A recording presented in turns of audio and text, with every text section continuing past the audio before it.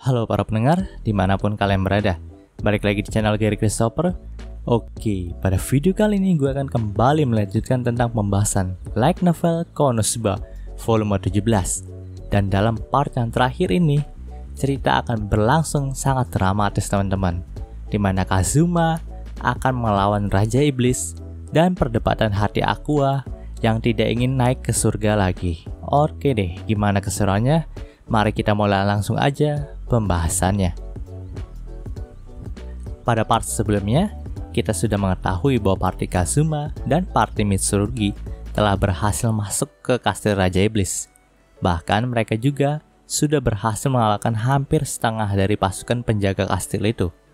Kini, panel cerita pun dibuka saat mereka sedang berada di depan pintu masuk ke ruangan Raja Iblis. Di sini, Kazuma pun sedang memberitahukan rencana yang ia buat untuk mengalahkan Raja Iblis. Jadi rencananya itu, mereka akan membuat Darkness menjadi tameng hidup dengan skill decoy-nya, sedangkan Mitsurugi dan Yunyun akan menjadi penyerang utama untuk menghabisi sisa prajurit Raja Iblis. Sedangkan Aqua dan yang lainnya akan menjadi pendukung. Sementara Kazuma akan menggunakan skill hide-nya untuk menyusup secara diam-diam dan langsung membunuh Raja Iblis dengan serangan mendadak dari belakang. Mendengar hal itu, semua yang ada di sana pun setuju kalau Kazuma adalah orang yang sangat licik sampai ke tulang. Di sini, semua orang pun menjadi agak cemas termasuk Kazuma, karena memang Kazuma juga sudah merasakan aura jahat yang sangat dahsyat di balik pintu yang ada di depan mereka. Lalu Kazuma juga berbicara kepada Aqua tentang perjalanan mereka selama ini, dan ia juga mengatakan bahwa sepertinya ia memiliki firasat buruk untuk hal ini. Mendengar hal itu, Aqua juga setuju, jadi ia malah mengajak Kazuma untuk pulang saja ke Axel. Namun, mereka sudah berada di sini, jadi kembali bukanlah suatu pilihan lagi bagi mereka. Sebelum masuk ke dalam, tiba-tiba saja Megumin itu memberikan Manitet kepada Kazuma. Di sini yang diberikan oleh Megumin itu 5 Manitet yang tersisa. Dan di sini Megumin juga berkata bahwa ini cuman berjaga-jaga saja agar Kazuma tidak mati dengan mudah. Megumin itu mengatakan hal itu dengan wajah yang memerah. Sedangkan untuk Yunyun, Megumin juga memberikan 1 Manitet lagi kepadanya. Melihat hal itu, Yunyun yang merasa baru pertama kali mendapatkan hadiah itu sangat senang loh.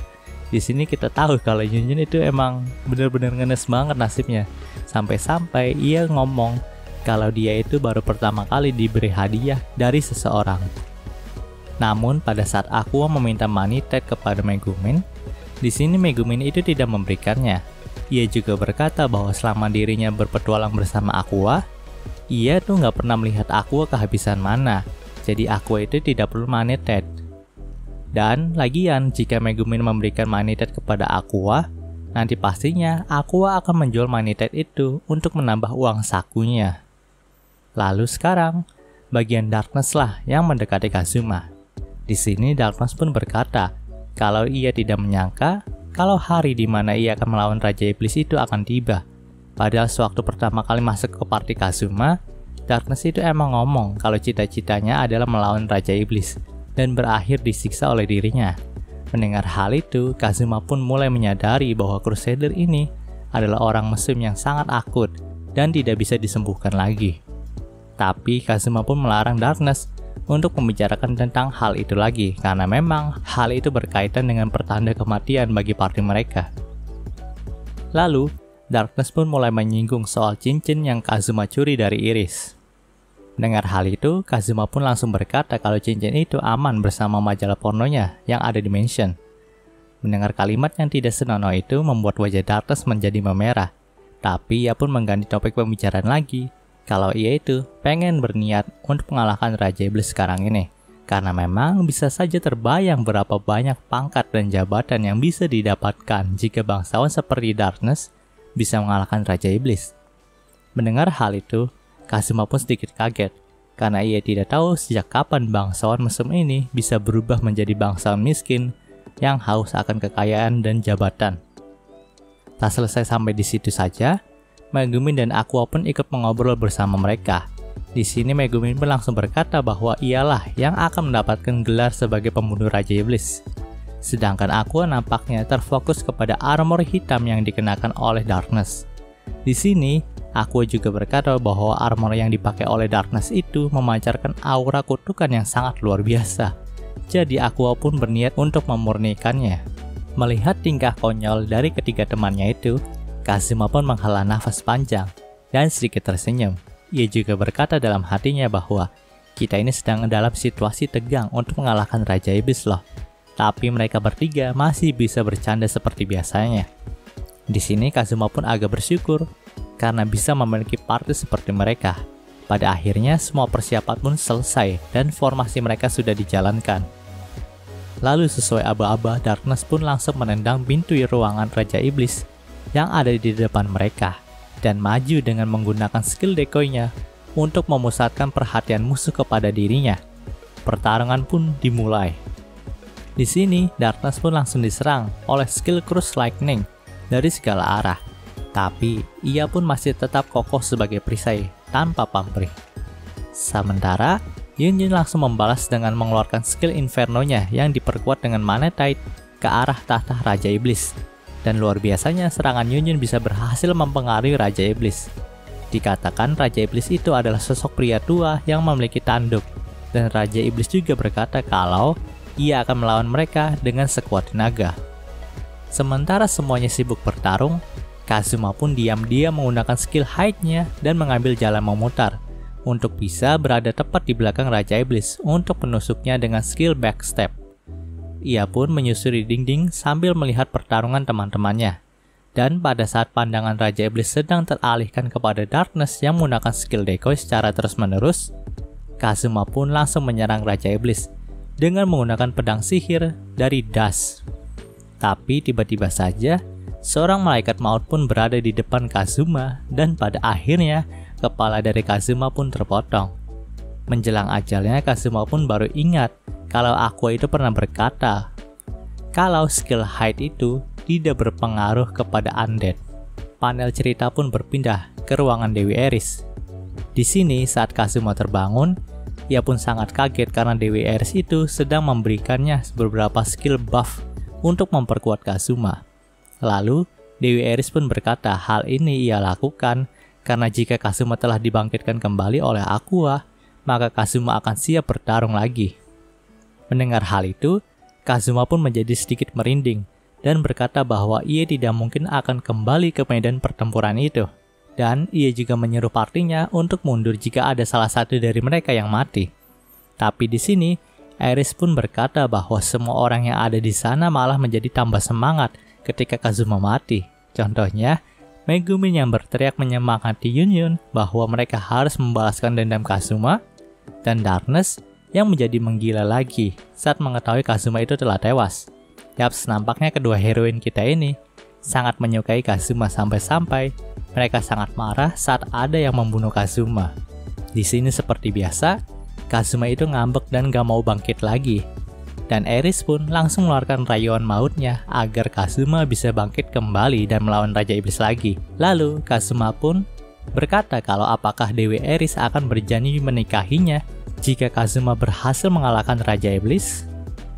Di sini Dewi Eris itu menganggap kalau Kazuma itu sedang bercanda. Jadi ia pun menyetujui hal itu.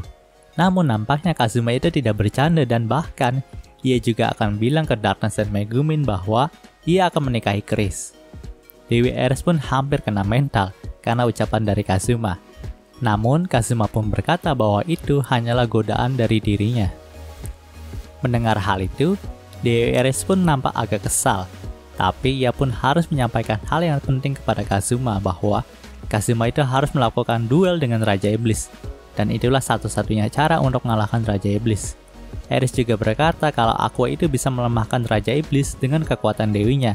Dan di saat itulah Kazuma harus mengambil kesempatan itu untuk mengirim Raja Iblis ke dungeon terdalam dan melakukan duel di sana. Karena tanpa anak buahnya itu, Raja Iblis yang sudah terlemahkan mungkin saja bisa dikalahkan oleh Kazuma. Di sini untuk menyemangati Kazuma, Dewi Eris juga berkata bahwa sekarang adiknya Eris sedang bertarung dengan Putri Raja Iblis. Tapi dengan perlindungan dari Aegis, Iris itu pasti tidak apa-apa, jadi Kazuma harus berjuang juga. Sebenarnya Kazuma juga ingin menanyakan kenapa armor mesum itu bisa berada di tangan adiknya. Tapi terlepas dari itu semua, nampaknya memang benar kalau ia itu harus bertarung dengan sungguh-sungguh kali ini. Mendengar hal itu, Iris pun menjadi senang, lalu ia pun mendorong Kazuma ke arah gerbang kebangkitan. Namun sebelum itu, Iris juga menambahkan sihir blessing kepada Kazuma untuk meningkatkan keberuntungannya. Saat Kazuma bangkit, Aqua pun dengan bodohnya mengajak Kazuma untuk pulang ke Axel. Dan Kazuma pun merasa bahwa Dewi bodoh ini benar-benar tidak bisa membaca situasi ya. Namun terlepas dari itu semua, party mereka itu masih bertarung, jadi mereka itu masih harus bertarung juga. Lalu dengan cepat, Kazuma pun langsung mengatakan rencananya kepada Aqua. Raja Iblis dan para penjaganya pun berhasil ditekan dengan kegigihan dari Darkness. Lalu Aqua pun memanfaatkan kesempatan itu untuk menjegal kekuatan dari Raja Iblis dan membuatnya agak lemah. Sementara Kazuma sedang menunggu kesempatan untuk maju lagi. Di sini Darkness pun peka dengan keadaan dan menggunakan skill decoy-nya lagi untuk mengalihkan perhatian Raja Iblis dan pasukannya. Lalu Kazuma pun berlari ke arah Raja Iblis sambil memohon kepada Dewi Iris dan Aqua untuk memberikannya keberanian. Ia pun menerjang ke arah Raja Iblis dan menggunakan skill teleportnya untuk memindahkan Raja Iblis dan dirinya ke lantai terdalam dungeon terkuat dalam dunia Konosuba. Panel cerita pun berpindah ke lantai terdalam dungeon terbesar di dunia Konosuba. Saat itu, Kazuma dan Raja Iblis pun saling berhadapan satu sama lain, layaknya seorang cowboy yang akan berduel. Namun di sini saat Kazuma mengajaknya untuk berduel, Raja Iblis itu nggak mau, karena memang Raja Iblis itu tahu kalau duel mereka ini adalah perangkap, agar semua pasukannya di kastil bisa dihabisi oleh party Mitsurugi dan yang lainnya. Di sini, Raja Iblis itu pengen langsung pergi menggunakan teleport, dan ia juga sempat memberikan saran kepada Kazuma untuk berlatih terlebih dahulu selama beberapa tahun, baru menantangnya lagi dalam duel. Raja Iblis mengatakan hal itu dengan muka yang mengejek Kazuma. Mendengar hal itu, Kazuma pun merasa bahwa Raja Iblis ini cukup songong padahal dia hanyalah aki-aki.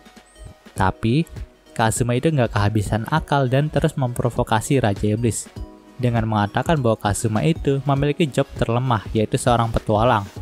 Jadi, jika Raja Iblis menghindar tawaran duel dari Kazuma, maka Raja Iblis tidak bisa disebut sebagai Raja Iblis lagi. Mendengar hal itu, Raja Iblis pun membenarkan perkataan dari Kazuma, tapi Raja Iblis itu tetap bersikap tenang dan prioritas utamanya adalah menyelamatkan anak buahnya di kastil. Namun Kazuma pun terus memprovokasi Raja Iblis dengan kekonyolannya, dan sampai akhirnya Raja Iblis itu muak. Lalu Raja Iblis itu memberikan serangan mendadak kepada Kazuma dengan skill Cross Lightning-nya. Tapi untungnya Kazuma itu berhasil menghindar dengan skill penghindaran otomatis. Setelah itu, pertarungan konyol antara Kazuma dan Raja Iblis pun dimulai. Namun, karena Kazuma hanya bisa menghindar dari Raja Iblis, jadi Raja Iblis itu bisa memojokkan Kazuma dengan cepat.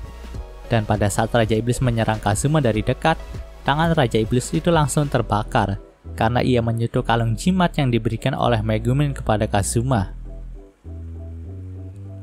Kalian pasti ingatkan dengan kalung ini?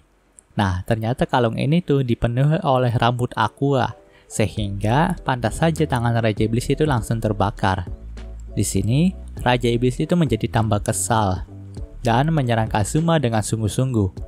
Pertarungan konyol mereka pun dimulai kembali. Dalam pertarungan itu, Kazuma selalu menghindar dan menggunakan trik licik untuk membuat Raja Iblis terluka.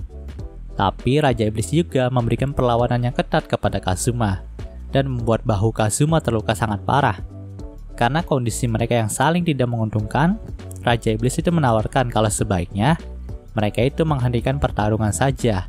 Tapi di sini Kazuma itu tidak mau melakukan hal tersebut. Mendengar hal itu, Raja Iblis pun menghargainya. Di sini mereka juga sempat berkenalan dan diketahui kalau nama Raja Iblis itu adalah Yasaka Kyoichi. Namun, Raja Iblis itu mengakui kalau dia itu bukan orang Jepang, tapi entahlah, ia tidak tahu tentang leluhurnya yang kemungkinan besar adalah orang Jepang. Makanya nama dari ras iblis itu seperti itu. Setelah perkenalan itu, duel serangan terakhir pun dimulai. Di sini, Kazuma pun memikirkan serangan apa yang harus ia gunakan, karena ia tidak memiliki sihir tingkat tinggi untuk mengalahkan Raja Iblis. Namun setelah memikirkannya, ia pun sadar selama ini ia itu sering melihat sihir tingkat tinggi yang sangat bisa diandalkan. Setelah itu, tangan Kazuma pun dipenuhi dengan api panas yang sangat luar biasa. Dan dengan menggunakan Money Tide, Kazuma pun langsung melakukan Explosion untuk membasmi Raja Iblis. Tapi tentu saja Kazuma pun ikut mati bersama Raja Iblis. Kazuma pun terbangun di ruangan Dewi Eris, tapi anehnya, terdapat juga Aqua yang berdiri di sampingnya. Di sini, dengan wajah yang tertutupi oleh rambut dan suara yang tidak biasa, Aqua pun berkata bahwa saat ini Kazuma memiliki 3 pilihan, yaitu dilahirkan sebagai bayi di Jepang, dilahirkan sebagai bayi di dunia Konosuba, ataukah tidak perlu menderita dengan rekan yang merepotkan, terjerat hutang, di penjara, tidak akan mengalami hal semacam itu dan tinggal di surga yang damai. Dengan bahu yang gemetar dan meneteskan air mata, Aqua pun mengatakan hal itu kepada Kazuma. Melihat situasi ini, Kazuma pun sadar bahwa dirinya tidak bisa dibangkitkan lagi seperti biasa. Tapi terlepas dari itu semua, Kazuma pun sangat senang karena ia bisa mengembalikan Aqua ke surga lagi. Di sini, Eris pun langsung menjelaskan situasinya bahwa Raja Iblis itu telah mati dan teman-temannya juga selamat. Lalu dengan lembut, Dewi Eris pun tersenyum dan berkata, "Baiklah, Sato Kazuma-san, untukmu yang telah mati karena mengalahkan Raja Iblis, selain pilihan yang diberikan setelah kau mati, aku diberitahu untuk menyiapkan hal lain untukmu." Dengar hal itu, Aqua pun langsung mengangkat wajahnya. Pertama, pilihan yang telah disebutkan sebelumnya tentang hidup dengan santai di surga. Eris pun mengangkat jarinya dan tersenyum. Lalu kedua, mendapatkan tubuhmu kembali, lalu kembali ke Jepang. Mengenai hal ini, kami hanya akan memberikanmu uang yang tidak akan habis seumur hidupmu, lalu bersamaan dengan pasangan idealmu. Aqua pun terus mengusap air matanya dan terus mendengarkan perkataan di samping Eris. Lalu, pilihan ketiga, mendapatkan tubuhmu kembali, dan sekali lagi, hidup di dunia Konosuba. Mendengar hal itu, wajah Aqua pun langsung tercerahkan. Melihat wajah Aqua yang telah tercerahkan, Kazuma pun menjadi agak jengkel karena Aqua itu seakan-akan tahu apa yang akan dipilih oleh Kazuma. Dengan wajah yang jengkel, Kazuma pun menjelek-jelekan tentang dunia Konosuba ini.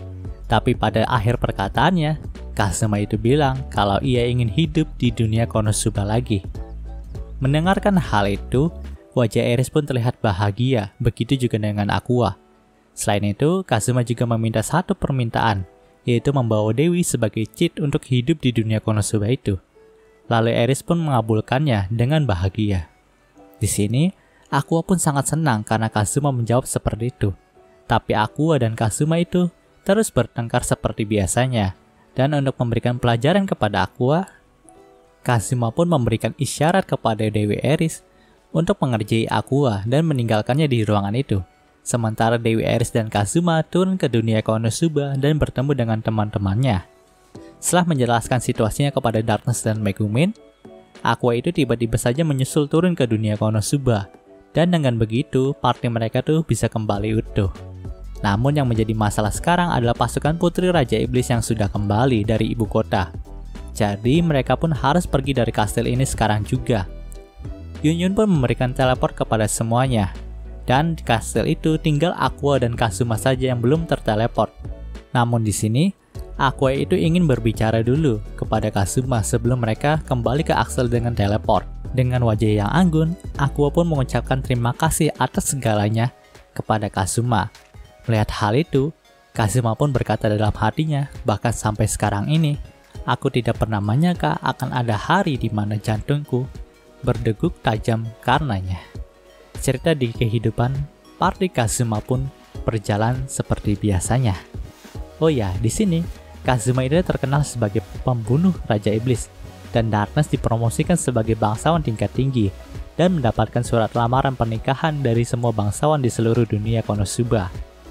Kazuma juga meletakkan titik teleportnya di ruangan Dewi Eris, jadi Kazuma pun bisa pergi ke ruangan Dewi Eris kapanpun ia mau tanpa harus ia mati terlebih dahulu. Dan pada pertemuan terakhirnya, Dewi Alice itu berkata kepada Kazuma, "Aku berharap kau semakin dan semakin menyukai dunia indah yang telah kau lindungi ini." Lalu ia pun mengulurkan tangannya ke arah Kazuma dan berdoa dari lubuk hatinya. Blessing. Dan cerita di light novel utama Konosuba pun berakhir. Oke, mungkin segitu dulu pembahasan light novel Konosubanya kali ini. Jika kalian suka video ini, jangan lupa untuk like, komen, dan juga subscribe ya, dan juga share agar gue lebih semangat lagi dalam membuat video dalam channel ini. Terima kasih telah mendengarkan sampai titik ini. Gue Giri Christopher, signing off.